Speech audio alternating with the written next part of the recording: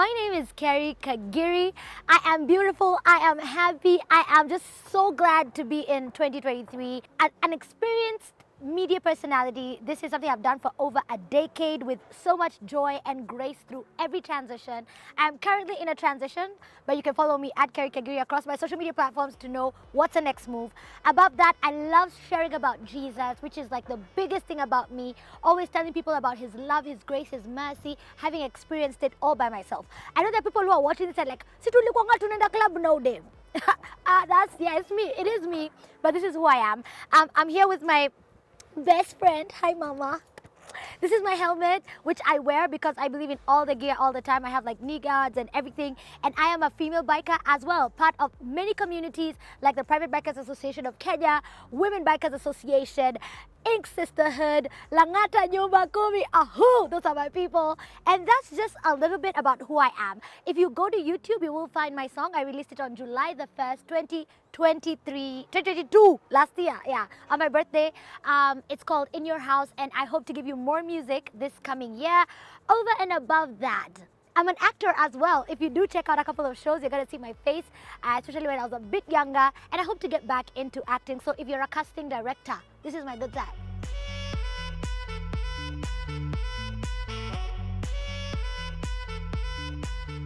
I was born at the Empisha Hospital on the 1st of July, 2000. I'm not gonna say the year. I'm still not comfortable with how old I am now because I still feel 25. So I'm 25 with a few years of experience. I was born to two amazing human beings, Anthony Mweha Kagiri and Margaret Mombi, and they just allowed me to flourish all through my years. I started my early education at the Nairobi Primary School, just probably the best primary school that is in Kenya. Got so many experiences, made so many friends, and nurtured so many of my talents. Like when I started to sing in the choir, I remember one of the songs was singing, "Flowers are growing, rivers are flowing, breezes are blowing through." Anyway, that was so exciting. And just really got a good education. For my standard 8, I remember getting 326 marks on my mock exam, and apparently you either get +5 or -5 for KCSE, and I got +70, so I got 396 marks. My 396 took me to St. George's Girls High School, which was a school I chose, and that's where I got to do my O-level. O-level, yeah. And also there, I got to nurture so many of my talents and my giftings, including acting, singing, dancing. I went to every function, including this one time, I actually snuck out for a Muslim rally. And that was exciting. It's also the place where I grew my love for Jesus Christ, joining the CU and just being a part of a really good community. And after that, I went to the auspicious Kenyatta University! And that's where I did my Bachelor of Film in Theatre Arts and Film Technology, and which is still an addition to just God helping me with the skills and the things that I'm supposed to be doing right now. And so I attained a lot of experience and exposure. Post university, I've gotten to get a few skills. Like one of them that I really celebrate was going to Bethel Worship U, that's in California, and I got to study writing and creating music and performing as well, and just being a minister through worship music. And so among that, I've done many, many, many things. I'm always trying to learn and grow. I've done intentional living, John Maxwell. I'm currently doing strategic planning with David Owosu Ministries, who is like just training, just a very short course on the same. And so for me, it's always just like working to develop myself. I have many, many siblings who I love so much, and I just want to say hi, especially to my sister who's like my closest friend, Gakenya Kagiri. I love you so much. So yeah, I guess that's my upbringing. I grew up in LA, that's my hood. Every time I have a fallback, I know I can go back to Langata and I'll find somewhere to sleep and somewhere to live and neza kopa nyanya, But I'm trying not to kopa. Yeah, I'm trying to pay all my bills and be debt free. Yeah. So LA is my hood. Kama ushaincheki uko mtaani, LGT punguza mahewa, yeah. So that's a little bit about me. Mimi ni demu wa Nairobi. Born, bred, raised. In my adulthood, I've gotten to like experience different parts of the country. You know, I've lived pretty much. I know I've been your neighbor. Ni mimi. Ni mimi niko kwa TV. Ni mimi. So yeah, that's a little bit about me. Maybe I could just talk about my music and my passion for biking, which is a huge part of who I am right now. And so for music, I never thought I could write music. So I only used to be a worship leader. So I used to lead worship in a fleo, you know, go over to, you know, church and lead worship at Sitam Valley Road. But eventually I got inspired by, first of all, a friend of mine, and I think I'll call him my high school boyfriend. He just called me up last year and said, Kerry, why are you not recording music? And my guardian also asked me, in this TV station that plays a lot of music, I will not send it a shout out on another TV station, but he said, your music should be there. And so I got inspired to write music. Fun story is my songwriter didn't show up on the day, and the music producer, Gitwamba, said, Madam, we can't waste this session. You need to write something. And so I went to my notes and I had written, I want more, I need more, give me more of your glory. And we turned that into a song, and also added Isaiah 40:22, that he sits above the circle of the earth, stretches out the heavens like a curtain for me to dwell in. And I think that's an amazing quality of the sovereign God that we have. And so I did that. In the video, you will see my bike, you will see my friend's bike, you will see me riding. I just want to create more awareness about safety, because in driving school, kwa ile board munafanyanga, there's no even, you know, bikes. So people think barabara ni ya gari, but bikers, we are on the road. And so, you know, putting that into my music, putting that in this interview, putting my helmet everywhere I go, and just creating awareness, for me is a huge part of my current purpose right now, which is to say share the road, which is to say I can choose to drive to work or use my bike to work. I can do whatever I want. It's a free country. And so when you, next time you see a biker, don't just think, you know, stupid person. Think doctor, think musician, think carry, think teacher. We have teachers in the community. We have, you know, stay-at-home wives who prefer this as a form of commute for shopping.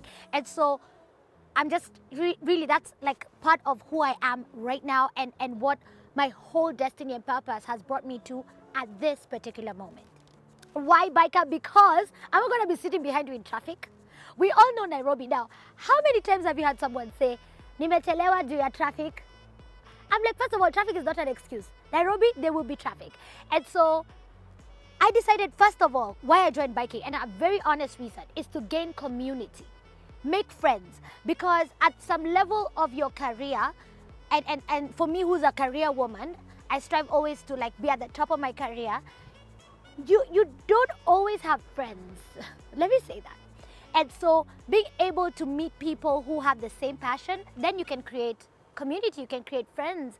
And I've met so many friends right now. I have, you know, as I mentioned when I was starting, my Langata Nyumba Kumi, who's a really good community for, you know, fast response in case anything happens. But also, we outright each other's weddings, we outright people's funerals.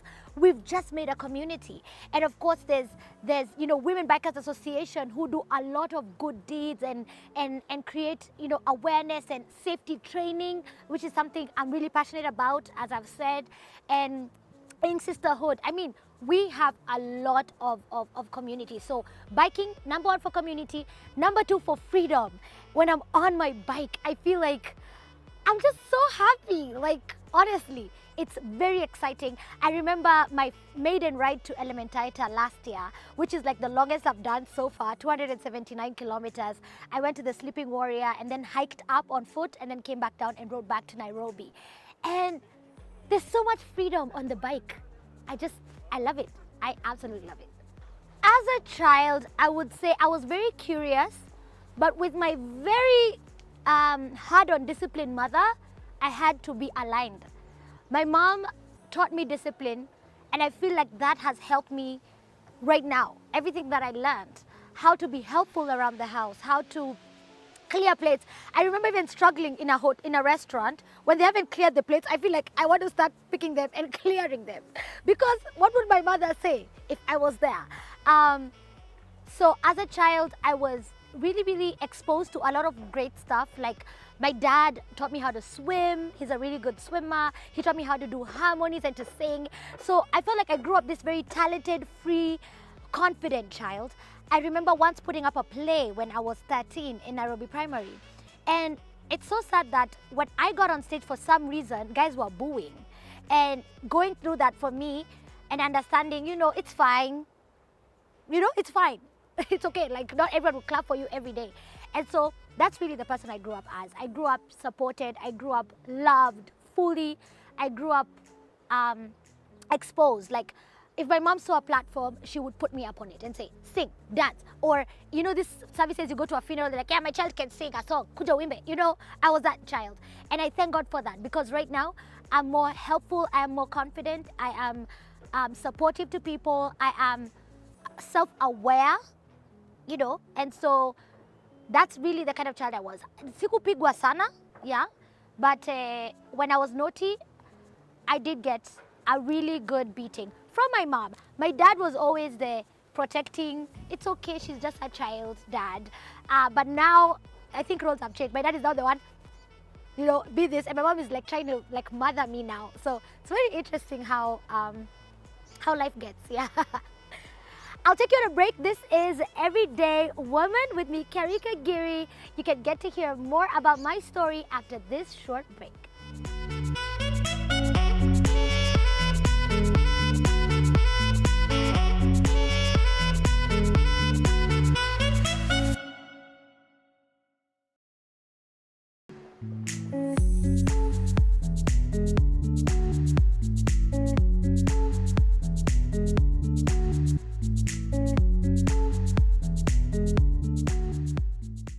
Passion and purpose is just to create. Now, I've realized over the years, I used to be called into meetings to like do creative brainstorming for like events and functions and products. And I was like, why do they call me? And that's something we all have to ask ourselves. What is that thing that people mostly look out, to you for? And bill them for it. Let them pay you for it. So now I creatively consult for products. I love to be like that person who brings joy and peace, even in situations that are difficult. People might say you're never serious, but I'm like, it's actually never that serious, because God is in control. I do know how to, as you grow up, you start, seeing the realities of life and the the vicissitudes, as my mom would say, of life. And then you become more reflective. But the more reflective I am, the more I realize the world needs more joy, the world needs more happiness, the world needs more people who are honest and authentic. And so my purpose is to make sure, number one, people know that God is love. They are loved, no matter their situation, no matter their pain, no matter their fears. And just being the person that continually tells people these truths and gives them this affirmation, for me, is a big deal. For also, my season of life is to become a fearless influencer for God, a fearless influencer for giftings. We're still in a time when parents are telling their children, we still need more doctors, while this child is gifted in a certain way. Or parents disowning their children because of certain perspectives, like we're all doctors in this family and you must be a doctor, or you must be a lawyer, or you must be this and that. And I'm like, you didn't create. You've been given this child as a steward. And so you should allow them to flourish. I'm also very excited about creatives. I see something so interesting and I want to plug in and either offer support, whether it's financial, emotional, spiritual support. And I'm so passionate about the growth of the Republic of Kenya. This is my country. I am very proud to be Kenyan. I'm very proud to see us bloom and see the network and see the beauty of who we could be as the Kenyan people. And so I'd say that's my passion, really. It's many things, but it all just comes into one thing, which is creating and equipping and inspiring people to be everything that they've been called to be. Some of the challenges I have faced is just not being accepted for who I am. And so you find people who think women should be quiet, or women should not do this, or who do you think you are? And it's been very difficult to permeate in such spaces, especially, I would say, unfortunately, it's mostly been women who have, tried to push you down or say, you can only go past where my level that I give you. And that has been difficult. But secondly, I'll say a huge challenge is this: people who have the gatekeepers of the industry, which is the performing industry, the music, the acting, the presenting. They love to give people exposure while you're suffering. And I've seen many talented people give up on their dream because of lack of resources. And I would say that has been a huge, huge challenge. If you don't have support, and I'd say my family has been a great support. I remember, some years back, and I don't want to mention where, but if you know my journey, you know where. My dad had to give me 200 every day, and I had to decide, will I eat or will I walk? Because there's a stretch I had to walk if I had to afford, to have lunch on that day. So I've gone through that. And I'm in a place where right now I'm like, God, if you bless me and you have blessed me, I will give people resources to be able to do what they do. Stop giving people exposure when you have money. It's not right. And so that's been one of my challenges, where as an event MC, I MC events. Please call me for all your events, weddings, funerals, everything. I do it. And you find someone wants to pay you little, yet they're paying sound, they're paying stage, they're paying camera, and they don't want to appreciate what you're doing, and they think it's just talking. And so right now I've got into a place where I'm like, no, it's not good, it's not a good fit for me, because I'm looking to raise resources with my gift. Right now I'm not necessarily under any form of employment at this moment, and so my gift is coming. In fact, I hope you're giving me something today, but we need money. Give people money, pay them money, or give them a resource. I don't mind going to MC an event, let's say for like Mercedes, and you give me a Mercedes. Like, that makes sense to me. But I'm not gonna be trying to figure out how am I getting to the venue. So I think that's really been challenging. And I'm speaking on behalf of all creatives. Pay creatives, pay musicians, pay presenters, pay MCs, pay whatever. Put yourself in that category and say, pay me money. Everybody needs somebody to hold their hand. Everybody needs somebody who can speak into their gifting. And so what I'd say, the role of mentors is key. But the way young people are approaching mentors is not the right way. If you want a mentor, you need to make time. Go to their spaces. Be involved with what they're doing. See how they do things. Because I don't think there's anyone who is available. Ashinde hapo yeye ndo anakuamsha asubuhi uamke. No.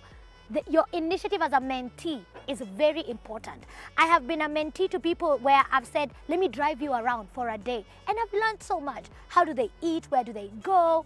What do they like? And so you get that exposure. As a mentee also, you have to have something to show. I find difficult when someone tells me, I want you to be my mentor, I want to be a voiceover actor. And that's something else I do to make money. And so somebody will come and say, I want to, and I'm like, play a voiceover you've done. I have none. Even on your phone, surely. I will say, and in the previous day I said I was in spaces where I never got paid. But there are places where you'll go literally to get a skill. That's different, okay? Let's differentiate those two. There are places where I've gone for absolutely free. I don't want any money. I just want to learn. And so, mentees, step up. Mentors, be available. Pull someone up. It's a really good idea. The highlight of my career maybe was being a breakfast show host before I got to 30. Yeah, that was really exciting for me, and I felt insufficient, but then I realized when we are insufficient is when God brings sufficiency to us, and that makes us the most relevant for that particular position. I'll say another highlight of my career is just giving hope to people. I remember once on Hope FM having a message from a listener who said, I'm gonna kill my husband, kill myself, and that's it. And we had to go on a music break with my co-host and call this lady. And when we called her, she broke down. She was like, you've called me. And I'm like, yes, you are important. And of course, learning skills like delay and being able to offer that kind of support to her and seeing them flourish, go to counseling and all that. It's so exciting for me. Being able to impact, being able to give hope and joy, being able to do, act, create music, host very, major events. Like recently I had a really, really big event, and being trusted with such platforms, for me, it's just really a huge highlight. And I am grateful to God. Absolutely. All glory, honor, praise goes back to God. One of my biggest lessons in the industry has been stay ready so that you don't gotta get ready. And what I mean is this, learning skills for the next level. And so being able to know how to do X, Y, and Z when the opportunity comes. Remember, preparedness, it meets an opportunity, and then you have success. And so just being ready in season and out of season, being prepared. For me, it's being prepared with the word of God, continuously staying grounded, meeting the right people, being open to network, being open to volunteer, to create, and then you meet the right kind of people. Most of my blessings and my resources have come to the networks that I've made. And so that's a big lesson. Stay ready so that you don't gotta get ready. Another lesson is be faithful with everything you have. Now you cannot go to the next level if even this small level you have, you've not maximized it. And so in that little opportunity you have, whether it's being a lighting, a best boy electric, whether it's whatever role you have to be faithful. You have to do it well and then fill up that capacity. Then God will take it to the next level. And so everything I do it well. The final one is be consistent. Even when it doesn't work out for you, keep doing it. Day is coming for excellent reward. And so that's really, part of it. And also be good to people. You never know who it is. I've met people who've been so nasty to me and they don't know who I am. And then I get into the next room and they're trying to be nice. And I'm like, I know you. Please maintain that energy you have. Why are you changing the energy? Why are you being nice now? And so just be good to people. The world is very small. You never know where you're going to meet somebody. And so really, I'll say those for now. For more, please come to my Instagram. I always like to give advice at Kagiri. Follow me and engage with me for more. I wish someone told me, no one will help you. Help yourself.